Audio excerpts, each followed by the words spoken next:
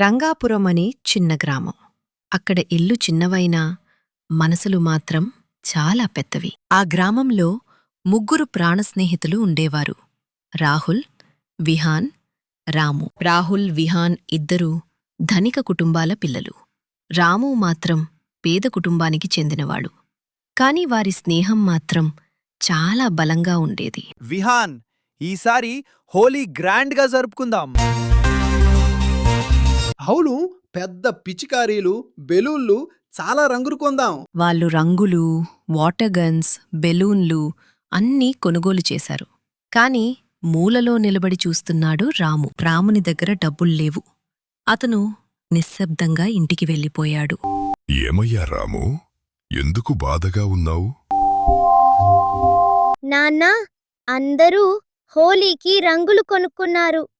నా దగ్గర మాత్రం డబ్బుల్లేవు. రాము, రంగులు కొనకపోయినా మనమే తయారు చేసుకోవచ్చు. నిజమా నాన్నా? నాన్న పసుపు తీసుకుని నీటిలో కలిపాడు. అది అందమైన పసుపు రంగు అయింది. బీట్రూట్ మరిగించి ఎరుపు రంగు చేశాడు. పాలకూర రసం తీసి ఆకుపచ్చ రంగు చేశాడు. ధన్యవాదాలు నాన్నా.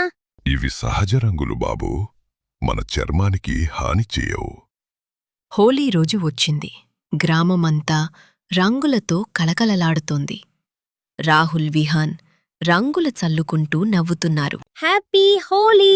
Happy Holi! Happy Holi! Happy అరే, ఈ రంగులు ఎక్కడ కొనుక్కున్నావు? కొనలేదు, మా నాన్న చేసినవి. అయ్యో, ఇవి చాలా బాగున్నాయి, మృదువుగా ఉన్నాయి. రాము, నిజమైన హోలీ అంటే డబ్బుతో కాదు, మనసుతో జరుపుకోవటం కదా. మనమందరం కలిసి ఉంటేనే ఆనందం. ఆ రోజు నుంచి రంగాపురం గ్రామంలో అందరూ సహజర రంగులతోనే హోలీ జరుపుకున్నారు. పండుగ అంటే ఖర్చు కాదు, ప్రేమతో పంచుకోవడం. హ్యాపీ హోలీ!